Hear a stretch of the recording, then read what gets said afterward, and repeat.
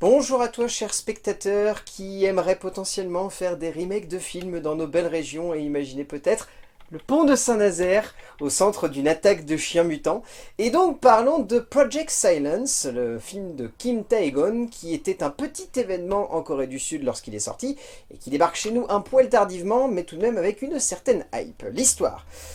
Nous allons suivre Jeong-won qui bosse pour le ministère de la Défense et qui se retrouve à emmener sa fille à l'aéroport pour ses études.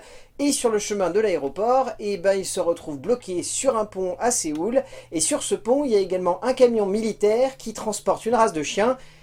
Et ces chiens, ils sont modifiés. Et on va s'arrêter là, parce qu'on dirait presque qu'on est sur un remake de la scène du pont de La Planète des Singes, les origines.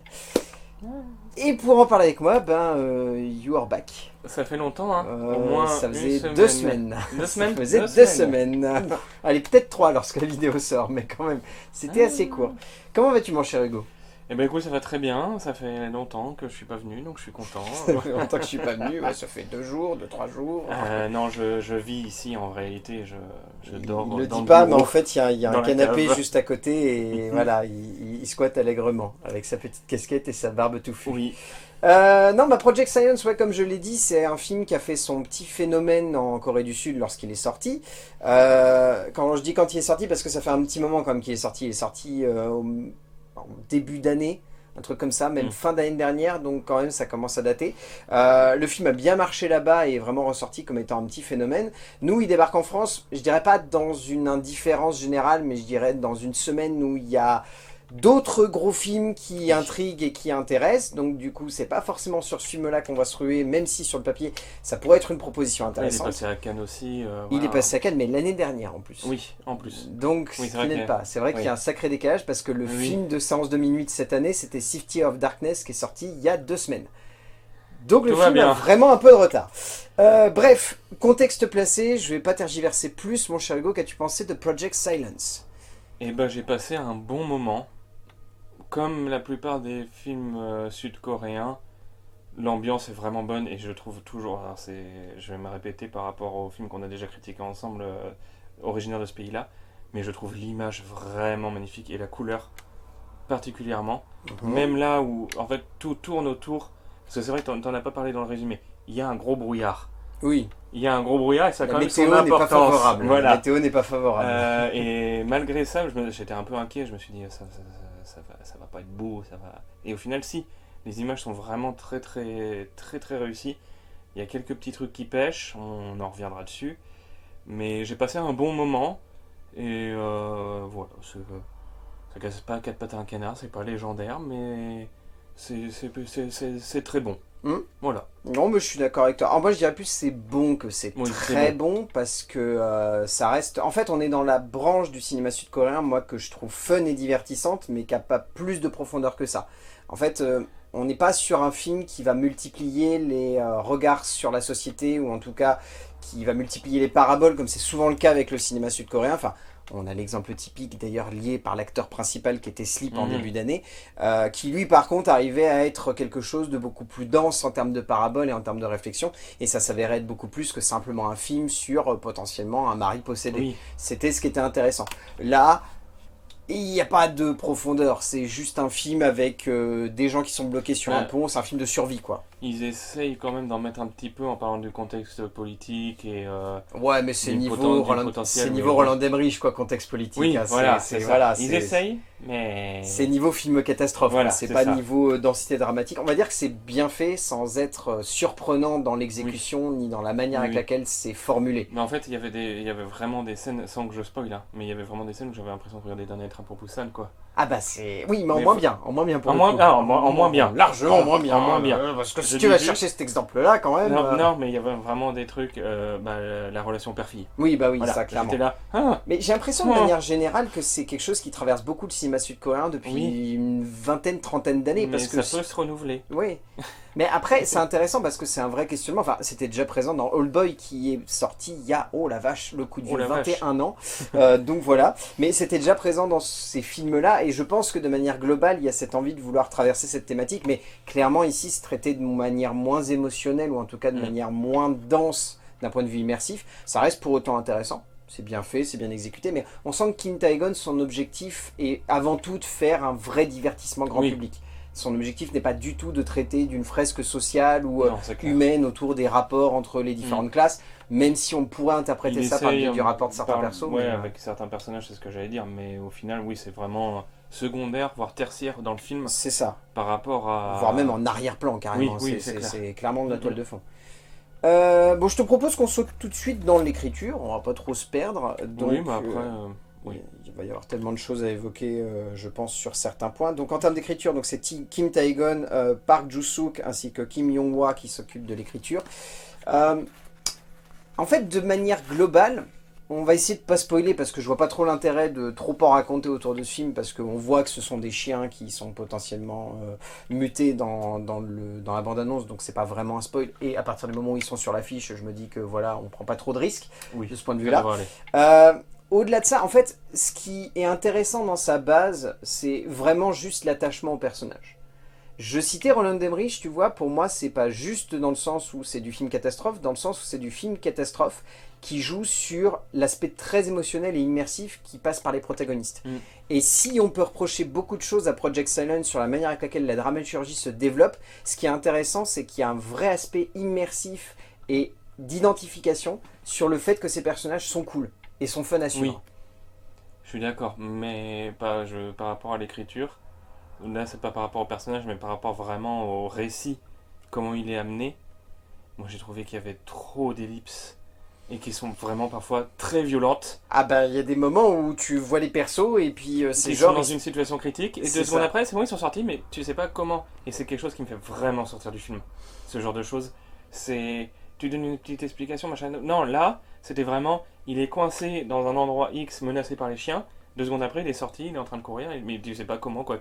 Comment c'est possible qu'il s'en soit sorti quoi. Ouais, non mais c'est le souci je pense avec ces films de divertissement qui se veulent être surtout des roller coasters vraiment d'action pure Oui.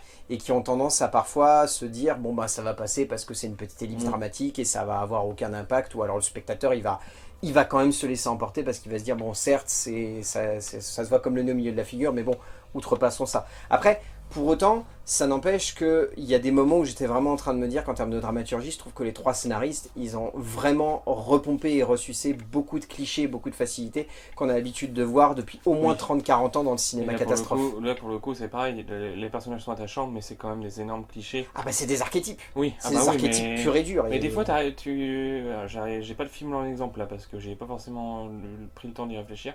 Mais tu peux sortir un petit peu de ces archétypes de temps en temps, des fois, ça serait bien. Ah bah tu pourrais remonter ouais, je prends l'exemple de Roland Emmerich encore une fois, mais tu peux remonter au jour d'après ou à Independence Day où les persos, même s'ils sortent un petit peu de ces archétypes parce qu'on n'a pas de grosses brutasses à la Oui. Will Smith ou des trucs comme Oui, ça, oui. mais t'as quand même le diplomate, t'as quand même sa fille, t'as quand même le Oui. scientifique un peu fou, tu as le mec qui s'occupe de garer des bagnoles qui va servir de comic relief. On est bien d'accord. C'est clairement inspiré de Wayne's World ce personnage-là. Je sais pas, mais Ah, honnêtement, si. il est franchement, perché, il est perché. J'ai trop pensé au personnage c'est Garth. Il y a Wayne et Garth. Oui. Il me fait beaucoup trop penser à Ah, Garth tu vois, en fait. j'aurais presque pensé à un de leurs potes qui est souvent un peu genre bourré. Bourré. Ouais. Oui aussi, oui, c'est un Franchement, mélange des deux. il a la C'est même un peu gueule. des Il deux. a la même gueule. Franchement, j'ai pensé à ce perso. Mais voilà, je me suis dit, la je me suis dit- vache, ils ont vraiment piqué ça. Ah oui, quand même. Ils sont allés chercher là. Mais ouais, c'est... Mais après, ouais, on sent que, enfin, typiquement, c'est pas le genre de film sur lequel on va se dire, bon, c'est étonnant en termes d'écriture, c'est étonnant en termes de structure. Enfin, c'est juste ce genre de film où on se laisse bercer, où on se dit, bah, on sait que la révélation finale, Mais elle va voilà, pas être ça surprenante. devient pas une mais- caricature non plus. Non, c'est ça. Ça devient pas un film mauvais pour autant. Non, c'est des archétypes qui sont utilisés pour driver une histoire Mm. classique, mais qui pour autant restent plutôt entraînantes. Et Donc puis en fait, Elle est entraînante parce qu'il y a aussi, on en reviendra, la mise en scène. Et ça, Oui, c'est bah, le la gros mise en scène, point elle fort accompagne de... ça. Mais déjà en termes d'écriture, on sent qu'il y a cette envie de vouloir rusher un petit peu le film, de faire en sorte Oui. que ça se passe sur une seule nuit. Oui, Donc oui, oui. déjà, ça enferme un petit peu les personnages dans une espèce de carcan dramatique qui fait que tu sais qu'il va y avoir une obligation d'aller jusqu'à cet endroit-là à la Oui. fin. Et après, l'objectif reste avant tout de juste embarquer le spectateur dans un bon gros délire où il va se dire, bon bah Ouais. vas-y, je veux voir ces personnages survivre. Et de ce point de vue-là, ça reste fonctionnel. On sent que derrière, il y a la seule profondeur qu'il pourrait y avoir, c'est la profondeur politique. la profondeur politique avec ce contexte Oui. d'élection derrière, avec le personnage principal qui se retrouve à être quasiment le futur Premier ministre en fait Oui, de la c'est ça. nation, qui a pas envie d'être mêlé à ce complot, mais qui semble être un petit peu au courant. C'est tout ce petit cheminement-là, entre guillemets, qui permet d'avoir une attache à ce Mm. perso et en même temps de se dire qu'est-ce qu'il fout là, pourquoi il agit comme ça. Et moi j'ai bien aimé cette partie. En fait, c'est la seule partie où je me suis dit que vraiment on était sur du cinéma sud-coréen social. C'est le côté, le personnage central, il semble vraiment gris. Pas du tout blanc, pas du tout noir. Oui. Il est vraiment gris dans le sens où on sent qu'il est un peu mêlé, qu'il a envie de noyer le poisson, mais en même temps qu'il a envie de faire les choses bien. Et Mm. c'est le seul point où je me suis dit, ça c'est un perso vraiment développé par des Sud-Coréens. C'est pas juste un Oui. archétype de personnage, c'est vraiment un personnage qui a de la Ils profondeur, qui a arrivent de à l'ambiguïté. sortir un peu des carcans quand même du méchant bleu, enfin du méchant rouge et du gentil bleu Ah bah clairement. qu'on a chez nos Chez les voisins bons vieux américains. américains, les bons vieux américains qui ont tendance à nous faire passer des vessies pour des lanternes. Non mais ouais, Mais clairement. voilà, non là c'est clair, oui, ça sort quand même un petit peu de ces carcans-là, mais Ah bah ça reste enfermé dedans, mais clairement, enfin, même dans l'exécution finale et dans la résolution finale, enfin c'est très burlesque et action, c'est vraiment ce oui, côté, enfin c'est rare en fait de voir les Sud-Coréens se mêler à ce genre de truc, enfin en fait c'est typiquement qu'on n'a plus l'habitude en fait de voir des films comme ça de la part de ce cinéma-là qui équilibre entre humour et action, mm, parce que c'est vrai que c'est un truc qu'on identifie beaucoup plus au cinéma américain, ou même oui, au cinéma chinois qui joue beaucoup plus là-dessus, mm, dans ses super productions, sur un équilibre très subtil et parfois hyper grossier par contre entre humour et action. mm. Et c'est vrai que dans les Sud-Coréens, on a tendance tellement à avoir des trucs qui sont beaucoup plus orientés premier C'est le degré premier et degré. genre. The Host. Ah bah, The Host par exemple, typiquement, dans le genre Premier film degré. catastrophe premier degré et violent et noir, mais avec beaucoup d'ambiguïté, beaucoup de second degré, beaucoup de surlecture, c'est typiquement un très bon exemple de ça. Et ce n'est pas Project Silence, et je pense Oui. pas que ces trois scénaristes aient eu cette intention-là dès le début, clairement. Mm. En termes de mise en scène, Kim Tae-gon, ben, clairement, si le film tient la route, parce qu'on a pu évoquer beaucoup de défauts et de problèmes d'écriture, c'est avant tout parce qu'il y a un réalisateur qui sait exactement dans quelle direction il veut emmener son récit, et qui sait exactement surtout comment nous faire passer un bon moment, Mhm. et comment nous embarquer dans un bon trip, direct, clair, et qui fait 1h30. En fait, je retrouve toujours, c'est toujours un peu cette même identité d'image et de couleur qu'on retrouve dans le cinéma sud-coréen, mais que je trouve toujours très agréable. Et je me dis pas, oh, c'est déjà vu.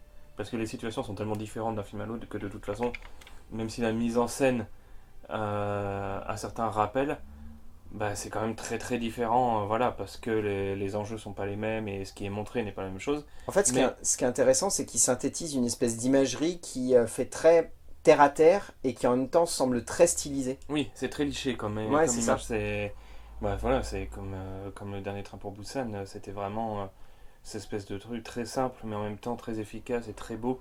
Ah, non, là, pour le coup, Project Silence, visuellement, j'ai peu de choses à lui dire parce que ça aurait pu vite devenir brouillon au vu de tout ce qui se passe. Et là, du coup, on va pas spoiler, Ah bah, mais clairement. ça aurait pu devenir vraiment cracra. Hmm. Ça aurait pu partir en sucette très Si vite, Roland hein. Emmerich avait fait, ça aurait pas été joli. Oh, Enfin, ça aurait ça aurait été différent, honnêtement. été différent. Ça aurait été différent. Mais là, c'est vraiment, ça reste liché tout le long, malgré le fait qu'il se passe plein de choses sur une 4 voix. Une petite portion de 4 voix. Oui, c'est ça. Donc ça aurait pu vite devenir grand guignolesque, et ça ne l'est pas du tout, ça reste toujours très propre. Et en soi, c'est ce qui fait, oui, comme tu disais, la force du film, Hmm. très clairement. Bah, en fait, ce qui est fort, c'est qu'on est presque dans un huis clos. Parce Oui. qu'on est quand même confiné sur cette portion du pont qui est Hmm. clairement très réduite. Je crois qu'on est à peine sur 1 kilomètre Oui, de c'est pont. ça que je sais pas quelque chose. Mais du coup, ça nous permet en tant que spectateur d'être vraiment conditionné dans cette action qui va vraiment être rushée. Et du coup, d'avoir en plus, au-delà du côté, comme on l'évoquait dans l'écriture, très limité dans le temps, puisqu'on sait que ça va se passer sur une nuit, c'est vraiment ce côté, on est enfermé avec ces personnages, on voit aucune porte de sortie, parce que d'un côté, il y a du gaz toxique, de l'autre, il y a les chiens, et en plus, le pont qui est écroulé. Oui. Et cette intensité, cette efficacité de rythme se ressent également dans la tension. Hmm. Et Ah c'est oui, finalement par ça contre, qui tient beaucoup la mise en scène du film, c'est que on sent que c'est un cinéaste qui n'a pas uniquement voulu se baser sur un concept, Mm. mais qui a vraiment voulu faire en sorte que ça soit un concept qui serve un propos de mise en scène, qui Oui. se ressente et qui fasse qu'on soit vraiment sur Et c'est- du bon gros divertissement Et d'action. c'est Quoi. une réussite, parce que c'est vrai qu'au niveau tension, pour le coup, là, Ah bah ça si fonctionne. autant le film a pu me perdre, comme je disais tout à l'heure, par rapport à certaines ellipses, au niveau tension, j'ai été tout le long, mais happé vraiment à fond dans cette espèce d'ambiance et dans cette espèce tous les enjeux, surtout qu'il y en a quand même un petit paquet, mine de rien. vu le nombre de personnages qu'il y a, non, c'est le gros point fort de ce film-là, la tension qu'il arrive à créer avec 8 chiens, quoi. Oui, c'est ça. 8 chiens et 4 voitures, quoi. Ouais, c'est ça, 8 chiens, 4 voitures, un bus et 6 survivants qui vont voilà. qui vont essayer de se dépêtrer de tout ça. Et voilà, encore une fois, c'est pas un film qui brille par quelque chose d'étonnant ou d'innovateur dans son genre. Tu prenais l'exemple de Dernier Train pour Busan, pour le coup. Dernier Train pour Busan, moi, il y a des images qui me hantent tellement je les trouve fascinantes et tellement je les trouve parfaites. Moi, j'ai toujours en tête ce plan dans un wagon où il y a une première vague de zombies qui sort et d'un seul coup, tu as une explosion de zombies parce que tu en as d'autres derrière qui poussent. Oui. Et je me suis toujours dit, enfin, la première fois que j'ai vu le film, j'étais en mode oh, qu'est-ce que c'est que ça? On était ensemble. Ben oui. Quand on l'a vu. Ben oui, on était ensemble, tout à fait, tout à fait. Ouais. Et ouais, non, Ouais. bah, c'était quand même renversant à ce moment-là. C'était un bon truc de ouf. Hein. Et c'est C'est- sûr qu'on c'est- retrouve c'est pas les ça dans mêmes- Project Silence. Ouais, mais c'est hein. pas les mêmes enjeux, c'est pas la même peur non plus qui est jouée. Là, on est vraiment sur quelque chose. Enfin, le zombie, c'est quelque chose qui- Ouais, je pense que c'est des peurs différentes. C'est des peurs différentes, mais l'une comme l'autre peuvent être très fortement usitées parce que le Oui. chien aussi, c'est Oui. une peur qui remonte aux années. Enfin, Oui, tu peux mais remonter aux c'est- années. Enfin, dans la littérature, tu peux remonter à Chien Blanc de Romain Gary et Oui, jusqu'au même, cinéma, tu peux remonter même dans les peurs. à White Dog, enfin des trucs Oui. comme ça. Donc clairement, le chien a toujours tétanisé le cinéma. Tu peux remonter à Cujo aussi Oui. de Stephen King. Enfin voilà. Kuro. Kuro. Kuro. Parce que c'est de l'espagnol. Cujo. Moi j'en ai rien à Cujo. battre. Cujo. Voilà, Cujo. Bref. Mais voilà, oui. en tout cas, voilà, c'est dans ce sens-là que je l'entends, c'est-à-dire que ces deux peurs-là, elles sont alliées parce qu'elles font partie inhérente du cinéma d'épouvante, parce que c'est des peurs qui sont de base d'un truc qui peut sembler anecdotique, comme un virus ou qui va migrer ou qui va muter, et de l'autre côté un chien qui va d'un seul coup virer et vriller. Et ce que je trouve intéressant, c'est que Kim Tae-gon, ici, il propose vraiment quelque chose d'assez direct, et surtout, sans dévoiler, il joue sur l'identité on va dire, de la chef des chiens, qui a une petite intensité au fur et à mesure que ça avance et qui donne une justification à ses actes que je trouve plutôt cool. Il y a une réelle présence, il y a une réelle incarnation de la menace par ce troupeau, cette meute finalement de chiens. Et le choix d'ailleurs esthétique des chiens, qui sont pas des chiens forcément qu'on va associer à la Corée. J'essaie de pas trop en dire. Oui, Pas spoiler. je vois ce que tu veux dire. Mais les espèces qui ont été choisies. Il y a peut-être un lien à faire avec quelque chose d'ambigu, oui. Non, c'est juste que moi je les trouve très bien choisis dans le sens où ce sont des chiens qui, habituellement, dans notre inconscient, et voilà, c'est des chiens qui font peur. Oui. Déjà, même s'ils sont bien dressés, qu'ils sont pas dangereux, que... La présence fait qu'on flippe devant ces chiens. C'est ça. C'est des chiens qui... Quand tu as peur des chiens, ça va te tétaniser. Tu penses clairement. à ce chien. Quand tu as peur des chiens, tu penses à ce chien. Voilà, c'est exactement ça. Les trucs... les Thibaut in shape de la race canine, quoi. Oh mon dieu, il a osé. Mais voilà, je trouve que ça a joué aussi beaucoup sur la mise en scène. Ouais. C'est le choix de l'espèce à son importance, et là il est très bien réussi, sans tomber non plus dans on va mettre un chien géant. C'était vraiment une grosse inquiétude que j'avais. Ah, tu le sentais venir? Je le sentais peu comme dans Vermine. Oui. Voilà, on aurait pu tomber là-dedans. On aurait pu tomber là-dedans. Techniquement, il y a une grosse araignée quand même dans Vermine. Oui, Vermine est tombé dedans. Oui, voilà, c'est ça. Là, Mais c'est vrai que tu sais quoi? J'ai checké en faisant mes recherches. Il y a plein de bandes annonces sur YouTube qui ont des fausses vignettes avec des chiens géants. Donc je pense que ça vient aussi de là, peut-être, cette peur d'imaginer ça. Voilà. Donc comme quoi, tout est lié. Parce que c'est aussi une facilité. Et ah bah c'est ça, c'est un bon moyen de faire peur en abusant un petit peu d'un effet qui fait, je dirais pas grossier, mais qui fait facile par rapport à la peur que tu peux faire naître de quelque chose de plus anecdotique et encore une fois de plus terre à terre. Ce qui fait la grande force des Sud-Coréens, c'est-à-dire qu'à mon avis, à aucun moment Kim Tae-gon s'est dit il faut qu'il y ait un chien géant, il s'est juste dit il faut que ces chiens ils soient incarnés et qu'ils aient un propos. Sur l'affiche, regarde, sur l'affiche, ça induit quand même un chien géant. Ça induit un chien géant, mais ça n'est pas le cas. Nous vivons tous dans le ventre d'un chien géant. Exactement. Oh là là. Je te propose qu'on passe au casting. Oui. Donc déjà, il y a Lee Sung-kyun qu'on retrouve après Sleep cette année, qui est de toute façon un très très grand acteur et je pense qu'on n'a plus vraiment besoin de le dire, mais vraiment ici encore une fois il brille et il est vraiment très impressionnant. Nous avons Joo Jin-hoon qui joue donc Joe Park, le fameux fou dingo qui vient de Wayne's World, qui est très bon je trouve. J'avais pas reconnu sur la photo. Oui, qui est très bon. Kim Hee-yeon qui joue donc le Dr Wong, qui est un bon personnage parce que honnêtement, il aurait pu vite devenir pathétique, mais il devient juste antipathique. Il le joue très justement. Ouais, Oui, non, oui. il le joue très très bien. On peut citer Moon Sung-keun et Ye Sung-jung qui jouent donc respectivement Byung-hak et Sun-ok qui Les sont donc couples les de- deux vieux. Oui, le Les couple deux de vieux. personnes âgées. C'est ça. Kim Tae-ho qui joue donc le ministre de la Défense, enfin Oui. l'ordure, on pourrait même l'appeler comme ça. Nous allons citer également Kim Soo-han qui joue donc Kwon Min, donc la fille du héros, qui est vraiment bien. Enfin, dans la grande majorité, je trouve... Ils sont justes. Ouais. Ils tombent pas dans on parlait de facilité, de caricature. Ils tombent pas du tout là-dedans en fait. Et on pourrait, parce que, en Ouais. fait, le truc, c'est que l'école, encore une fois, je le répète à chaque fois, en fait, j'ai l'impression qu'on fait un film sud-coréen, toi ou moi, mais l'école asiatique de jeu est très différente de l'école européenne, ou même de l'école occidentale. Ce qui fait que, du coup, il peut être facile d'avoir la sensation qu'il y a du surjeu. Hmm. Parce que Mais- c'est typiquement un acting qui a tendance à en faire des caisses, c'est-à-dire dès qu'ils s'énervent, ils montent tout de suite dans les grands tons et ils sont comme ça. Et du coup, Oui. tu pourrais te dire, bah, ça sonne maladroit. Donc, je pense qu'il faut être habitué encore une fois, parce que si vous tombez sur ce film en mode YOLO, je vais aller regarder un film d'épouvante, vous pouvez être déstabilisé par le jeu des acteurs, Oui. mais vraiment, remis en perspective, je trouve, avec les nombreux films coréens qu'on a la chance de voir depuis maintenant une bonne trentaine d'années, vraiment, les acteurs sont bons. Il y a des moments où on est un poil sur la bordure de la caricature. Typiquement, Wayne's il y a des moments où ça pourrait être grossier. Ça pourrait, ouais. Ça mais, pourrait. mais- Mais il y a un Mais équilibre non. qui se fait. Il y a un équilibre qui se fait parce Mm. qu'on sent que c'est son rôle et on sent que c'est le but du Parce qu'il personnage. évolue aussi. C'est ça, et il évolue. Il heureusement. évolue et heureusement, oui, parce qu'il reste pas enfermé dans justement cette espèce de bocal De caricature grossière. Oui, quoi. c'est ça, voilà. Oui, De clairement. bouffe. Non, pas de gros beaufs qui adorent, Voilà. qui adorent dépanner et arnaquer les gens. Quoi. Oui, voilà, c'est ça. Un beau personnage. Mais au-delà de ça, Lee Sung-kyun, donc l'acteur principal, moi je le trouve encore une fois très impressionnant. C'est un acteur qui ne cesse de me démontrer à chacun de ses rôles qu'il prend possession des personnages et qu'il arrive à les emmener loin, et bien en plus. Mm. Et moi c'est ça surtout que j'ai envie de retenir, c'est qu'il arrive à être immersif et jusqu'à la dernière minute à être attachant dans un rôle qui aurait pu être caricatural et Mm. archétypal, mais qu'il arrive juste à rendre juste et à rendre touchant. Mais en fait, là pour le coup, c'est aussi une réussite de l'écriture, Mm.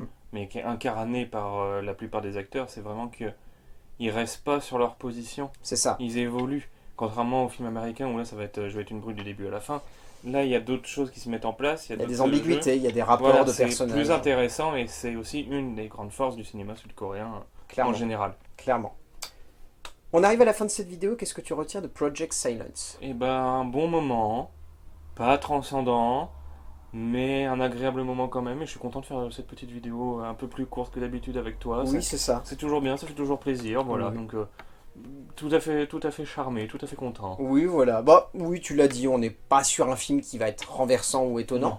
mais c'est un bon divertissement. Dans sa catégorie, on passe pas un mauvais moment, on se laisse embarquer, on se laisse entraîner, c'est fun, c'est drôle, enfin... Dans 3 mois, il est dispo sur Shadows, matez-le sur Shadows. et C'est puis, ça, puis voilà. Après, essayez au Cinoche quand même, parce qu'il y a le côté vraiment immersif qui Oui. fait que ça fonctionne bien. Mais ouais, Project Silence de Kim Tae-gon, ça reste un bon divertissement. Voilà, c'est pas le haut du panier sud-coréen, mais c'est clairement dans le côté fast-food, c'est-à-dire qu'on sait que c'est pas ouf, mais on passe quand même un bon moment. J'irai pas jusque-là. Parce que sinon, dans ce cas-là, je leur dirais, allez, Ah, matez 2012 sur Netflix, quoi. Ouais, non, On n'est moi, pas moi, sur je le trouve... côté fast-food. Mais, Ou alors c'est du fast-food- fast-food sud-coréen. Voilà, c'est ce que j'allais Voilà. dire. Il y a le fast-food Enchanté. sud-coréen, c'est-à-dire que c'est quand même un petit peu plus C'est meilleur. c'est un peu au-dessus C'est du bien lot, quoi. Il y a meilleur. des bons épices, c'est Oui, relevé, c'est c'est meilleur. croustillant, voilà. C'est quand même un petit peu plus relevé. Mais ça reste voilà un truc que tu prends plaisir sur l'instant, mais qui te restera pas forcément en tête des années durant, clairement. Contrairement à Sleep, par exemple, que je pense je conserverai beaucoup plus dans ma mémoire Ouais, moi, c'est si on avait fait un comparatif. Oui, bah, Mais clairement. j'ai- Dans le même registre, oui. Je l'ai Moi, découvert peut-être trop jeune aussi. je prenais un exemple de cette année, mais dans le même Oui. registre, oui, clairement. Oui. Mais voilà, allez le voir, vous avez tout de même passé un bon moment. Oh, Merci mon cher Hugo merci à d'être toi. venu. Je ne sais pas quand est-ce qu'on se reverra, mais Bientôt. bientôt, certainement. Oh oui. D'ici là, on va dire aux gens d'aller voir des films parce que c'est bien d'aller voir des films et qu'on se retrouvera pour parler de films, bien évidemment. A plus. Et salut.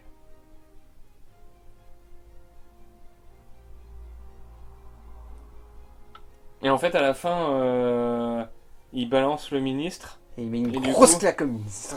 Et, une grosse casse- et en fait, le chien qu'on pensait qu'il était mort, bah, il est pas mort. Et puis il a un copain. Et puis, bah non, c'est son fils du coup. Enfin, c'est pas son fils, mais c'est son clone quoi. Oui. Ah oui, on n'a pas parlé de ça. Bon, en même temps, C'est- on aurait fait du gros spoil. Eh, en fait, regardez ma Daily.